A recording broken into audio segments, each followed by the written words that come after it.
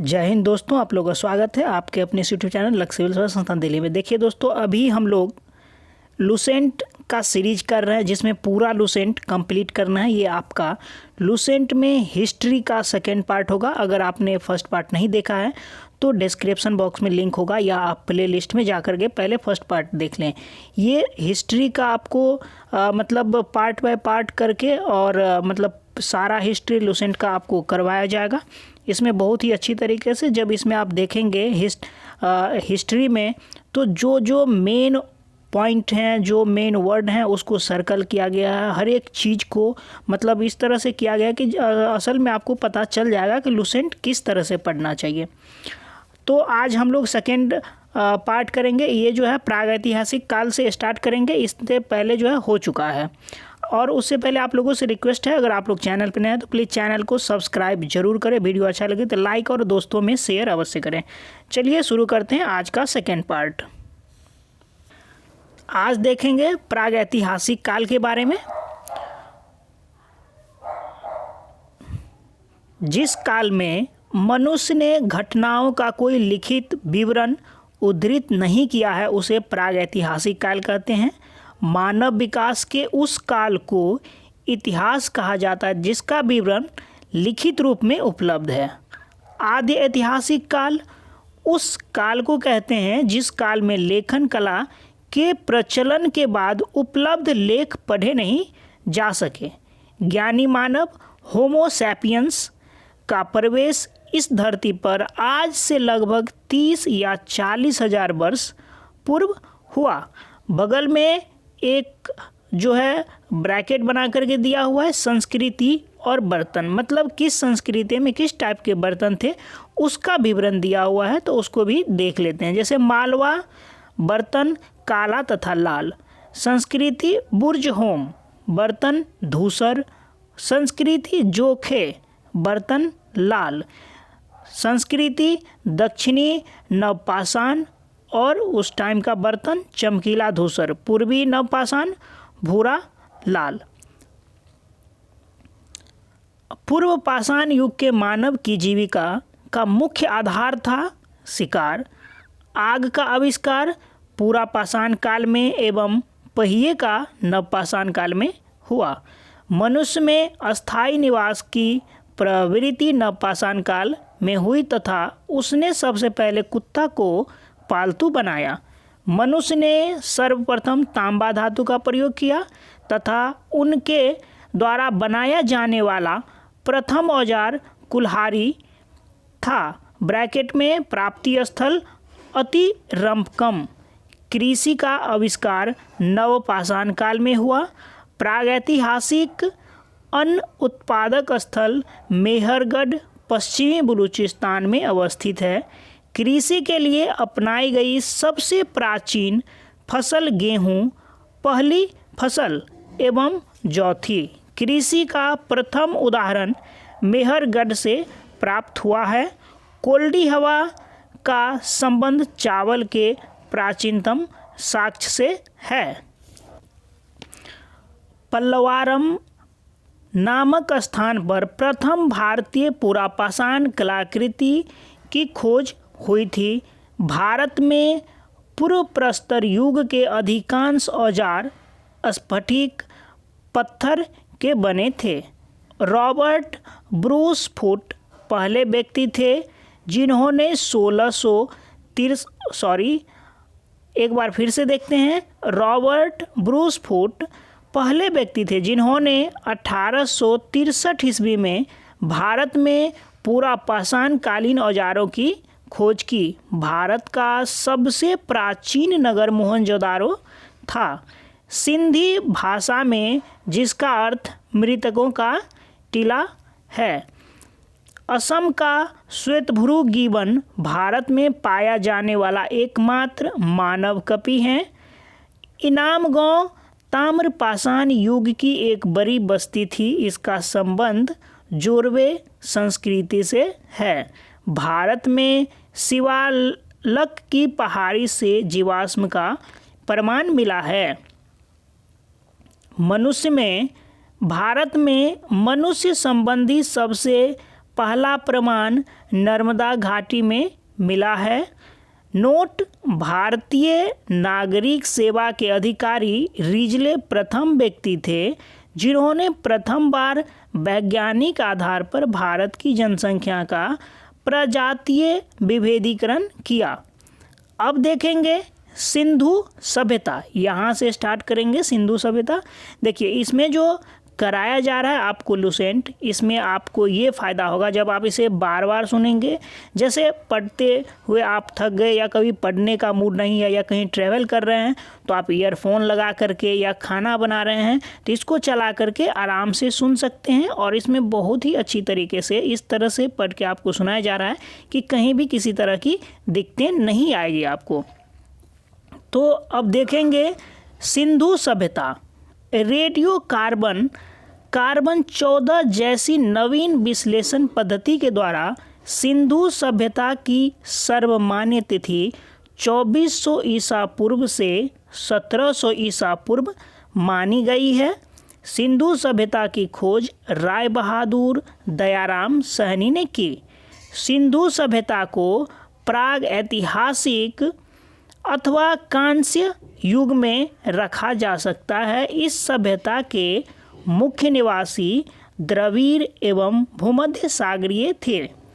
सिंधु सभ्यता के सर्वाधिक पश्चिमी पुरास्थल दास्क नदी के किनारे स्थित सुतका गेंडोर ब्रैकेट में बलूचिस्तान, पूर्वी पुरास्थल हिंडन नदी के किनारे आलमगीरपुर ब्रैकेट में जिला मेरठ उत्तर प्रदेश, उत्तरी पुरास्थल चिनाब नदी के तट पर अखनूर के निकट मांदा जम्मू कश्मीर तथा दक्षिणी पुरास्थल गोदावरी नदी के तट पर दाइमाबाद ब्रैकेट में जिला अहमदनगर महाराष्ट्र। सिंधु सभ्यता या सैंधव सभ्यता नगरीय सभ्यता थी। सैंधव सभ्यता से प्राप्त परिपक्व अवस्था वाले स्थलों में केवल 6 को ही बड़े नगर की संज्ञा दी गई है। ये है मोहनजोदारो, हड़प्पा, गनवारीवाला, धौलावीरा, राखीगढ़ी एवं कालीबंगन। स्वतंत्रता प्राप्ति पश्चात स्वतंत्रता प्राप्ति पश्चात हड़प्पा संस्कृति के सर्वाधिक स्थल गुजरात में खोजे गए हैं। लोथल एवं कोतदा सिंधु सभ्यता का बंदरगाह था। जुते हुए खेत और नक्काशीदार ईंटों के प्रयोग का साक्ष्य कालीबंगन से प्राप्त हुआ है। मोहनजोदारो से प्राप्त अन्नागार संभवतः सैंधव सभ्यता की सबसे बड़ी इमारत थी। यहाँ कुछ देखेंगे सिंधु काल में विदेशी व्यापार कहाँ से किस चीज़ का व्यापार किया जाता था। आयातित वस्तुएं और प्रदेश, जैसे तांबा कहाँ से आयातित की जाती थी, वस्तुएं हैं तांबा, और कहाँ से आयात किया जाता था, खेतरी, बलूचिस्तान और ओमान। चांदी अफगानिस्तान और ईरान। सोना कर्नाटक, अफगानिस्तान, ईरान। टीन अफगानिस्तान और ईरान। गोमेद सौराष्ट्र, लाजवर्त मेसोपोटामिया और सीसा ईरान से आयात किए जाते थे। मोहनजोदारो से प्राप्त बृहत स्नानागार एक प्रमुख स्मारक है जिसके मध्य स्थित स्नान कुंड 11.88 मीटर लंबा तथा 7.01 मीटर चौड़ा एवं 2.43 मीटर गहरा है। अग्नि कुंड लोथल एवं कालीबंगन से प्राप्त हुई है। मोहनजोदारो से प्राप्त एक सील पर 3 मुख वाले देवता पशुपतिनाथ की मूर्ति मिली है। उनके चारों ओर हाथी, गैंडा, चीता एवं भैंसा विराजमान है। मोहनजोदारो से नर्तकी की एक कांस्य मूर्ति मिली है। हड़प्पा कि मोहरों पर सबसे अधिक एक श्रृंगी पशु का अंकन मिलता है। मनके बनाने के कारखाने लोथल एवं चनहुदरों में मिले हैं। सिंधु सभ्यता की लिपि भावचित्रात्मक है। यह लिपि दाईं से बाईं ओर लिखी जाती है। जब अभिलेख एक से अधिक पंक्तियों का होता था तो पहली पंक्ति दाईं से बाईं और दूसरी बाईं से दाईं की ओर लिखी जाती थी। सिंधु सभ्यता के लोगों ने नगरों तथा घरों के विन्यास के लिए ग्रिड पद्धति अपनाई। घरों के दरवाजे और खिड़कियां सड़क की ओर न खुलकर पिछवाड़े की ओर खुलते थे। केवल लोथल नगर के घरों के दरवाजे मुख्य सड़क की ओर खुलते थे। सिंधु सभ्यता में मुख्य फसल गेहूं और जौ। सैंधववासी मिठास के लिए शहद का उपयोग करते थे। रंगपुर एवं लोथल से चावल के दाने मिले हैं, जिनसे धान की खेती होने का प्रमाण मिलता है। चावल के प्रथम साक्ष्य लोथल से ही प्राप्त हुई है। सुरकोतदा कालीबंगन एवं लोथल से सैंधवकालीन घोड़े के अस्थि पंजर मिले हैं।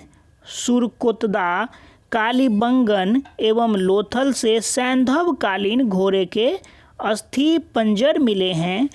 तौल की इकाई संभवतः 16 के अनुपात में थी। सैंधव सभ्यता के लोग यातायात के लिए 2 पहियों एवं 4 पहियों वाली बैलगाड़ी या भैंसा गाड़ी का उपयोग करते थे।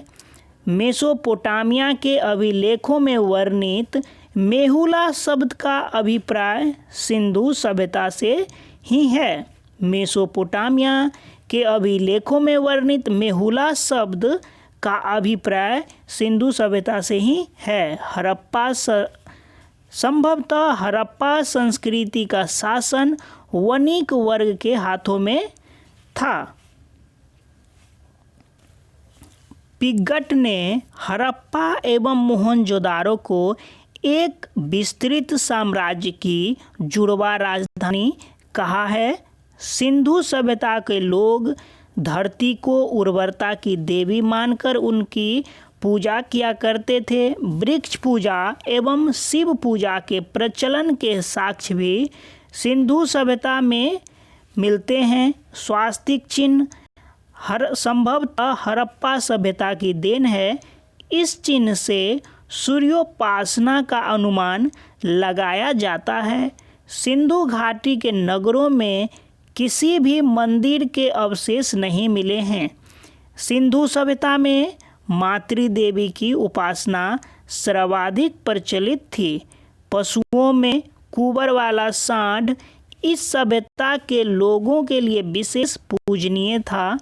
स्त्री मृण मूर्तियाँ ब्रैकेट में मिट्टी की मूर्तियाँ सबसे अधिक मिलने से ऐसा अनुमान लगाया जाता है कि सैंधव समाज मातृसत्तात्मक समाज था। स्त्री मृण मूर्तियाँ ब्रैकेट में मिट्टी की मूर्तियाँ अधिक मिलने से ऐसा अनुमान लगाया जाता है कि सैंधव समाज मातृसत्तात्मक था। सैंधववासी सूती एवं ऊनी वस्त्रों का प्रयोग करते थे। मनोरंजन के लिए सैंधववासी मछली पकड़ना, शिकार करना, पशु पक्षियों को आपस में लड़ाना, चौपर और पासा खेलना आदि साधनों का प्रयोग करते थे। सिंधु समाज के लोग काले रंग से डिजाइन किए हुए लाल मिट्टी के बर्तन बनाते थे। सिंधु घाटी के लोग तलवार से परिचित नहीं थे। कालीबंगन एकमात्र हड़प्पाकालीन स्थल था जिसका निचला शहर ब्रैकेट में सामान्य लोगों के रहने हेतु भी किले से घिरा हुआ था। कालीबंगन का अर्थ है काली चूड़ियाँ। यहाँ के पूर्व हड़प्पा अस्त्रों के खेत जोते जाने के और अग्नि पूजा की प्रथा के प्रमाण मिलते हैं। एक बार फिर से इसको देखते हैं। सिंधु घाटी के लोग तलवार से परिचित नहीं थे। कालीबंगन एकमात्र हड़प्पाकालीन स्थल था जिसका निचला शहर ब्रैकेट में सामान्य लोगों के रहने हेतु भी किले से घिरा हुआ था। कालीबंगन का अर्थ है काली चूड़ियाँ।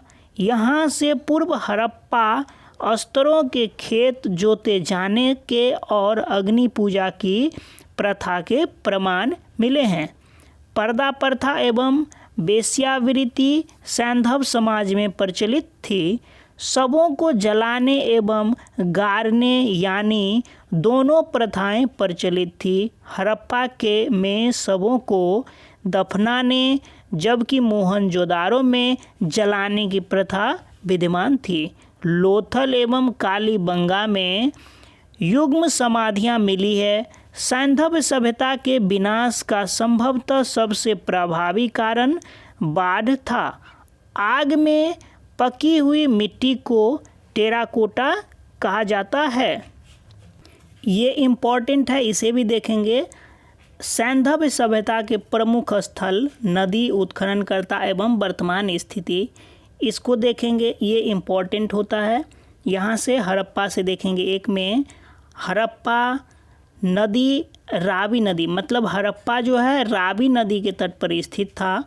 उत्खननकर्ता दयाराम सहनी एवं माधो स्वरूप वत्स। उत्खनन वर्ष 1921 और वर्तमान स्थिति जो है पाकिस्तान का मोंटगोमरी जिला। दूसरा, मोहनजोदारो सिंधु नदी पर स्थित था। उत्खननकर्ता राखाल दास बनर्जी, वर्ष 1922। वर्तमान स्थिति पाकिस्तान के सिंध प्रांत का लरकाना जिला। तीसरा, चन्हुद्रो सिंधु नदी के तट पर अवस्थित था। उत्खननकर्ता गोपाल मजूमदार, 1931 ईस्वी, सिंध प्रांत, पाकिस्तान। चौथा, कालीबंगन, घग्गर नदी, बीवी लाल एवं बीके थापर। उत्खननकर्ता वर्ष 1953। वर्तमान स्थिति राजस्थान का हनुमानगढ़ जिला। कोटदीजी सिंधु नदी। फजल अहमद, 1953 ईस्वी, सिंध प्रांत का खैरपुर स्थान। रंगपुर का नदी मादर, रंगपुर जो है मादर नदी के तट पर अवस्थित था। रंगनाथ राव उत्खननकर्ता, 1953-54 उत्खनन वर्ष। और गुजरात का काठियावाड़ जिला। वर्तमान स्थिति। 7, रोपर सतलज नदी। यज्ञदत्त शर्मा, 1953 से 56, पंजाब का रोपर जिला। लोथल, 8 नंबर देखेंगे लोथल। भोगवा नदी। उत्खननकर्ता रंगनाथ राव, 1955 एवं 1962, गुजरात का अहमदाबाद जिला। आलमगीरपुर हिंडन नदी। यज्ञदत्त शर्मा, 1958, उत्तर प्रदेश का मेरठ जिला। 10वां देखेंगे सुतका गेंडोर दास्क नदी। ऑरेंज स्टाइल जॉर्ज डेल्स, 1927 एवं 1962। वर्तमान स्थिति पाकिस्तान के मकरान में समुद्र तट के किनारे। 11, बनमाली रंगोई रविंद्र सिंह बिष्ट, 1947 ईस्वी, हरियाणा का हिसार जिला। धौलावीरा, 12 नंबर देखेंगे धौलावीरा रविंद्र सिंह बिष्ट, 1990-91 और वर्तमान स्थिति गुजरात का कच्छ। देखिए यहाँ पर जो नदी जो हम लोग याद करते हैं वो याद नहीं होता रहता है। तो यहाँ हड़प्पा और मोहनजोदारो में थोड़ा मिस्टेक होता है और ये बहुत बार पूछा भी जाता है। तो हड़प्पा और मोहनजोदारो को याद करने के लिए एक छोटा सा ट्रिक है। वो ट्रिक ये है, आपको याद करना है मौसी की। मौसी जो होती है, माँ की जो बहन होती है उसको मौसी बोलते हैं। और हरा, मौसी हरा सबको याद रहेगा। ये सिंपल सा एक वर्ड है। देखिए मो से हो जाता है मोहनजोदारो और सी से हो जाता है सिंध नदी। तो मोहनजोदारो जो है सिंध नदी पर है और ह से होता है हड़प्पा और रा से होता है रावी। तो हड़प्पा जो है रावी नदी पर अवस्थित है और मोहनजोदारो सिंध नदी पर अवस्थित है। इसको आप याद रखेंगे। तो क्योंकि मोहनजोदारो और हड़प्पा बहुत बार पूछा जाता है, इसमें हम लोग जो है बहुत मिस्टेक करते हैं, इसलिए ये ट्रिक मैंने बनाया है। इसको आप याद कर लीजिए, आपको कभी दिक्कतें नहीं होगी। देखिए दोस्तों, इस वीडियो में इतना ही रखेंगे। आप लोगों से रिक्वेस्ट है, इसे अधिक से अधिक शेयर करिए। आप इस वीडियो में किस तरह का सुधार चाहते हैं, आप लोगों से अपेक्षा करते हैं, आप लोग को कुछ सुधार चाहिए तो आप मुझे कमेंट करके अवश्य बताएं। और अपने दोस्तों में निश्चित रूप से शेयर करें। अगर आप वीडियो लाइक करते हैं, शेयर करते हैं और कमेंट करते हैं, मुझे भी बल मिलता है कि आपके लिए ये काम करते रहें। बहुत सारे लोग अच्छे अच्छे कमेंट करते हैं, उनको ये सीरीज जो है कंटिन्यू चाहिए ही। इस तरह का भी आप लोग कमेंट करते हैं तो मुझे खुशी मिलती है और आप लोगों के लिए मैं लगातार इस पे काम करते रहता हूँ। Thanks for watching. आपका दिन शुभ हो। इस वीडियो में इतना ही रखेंगे।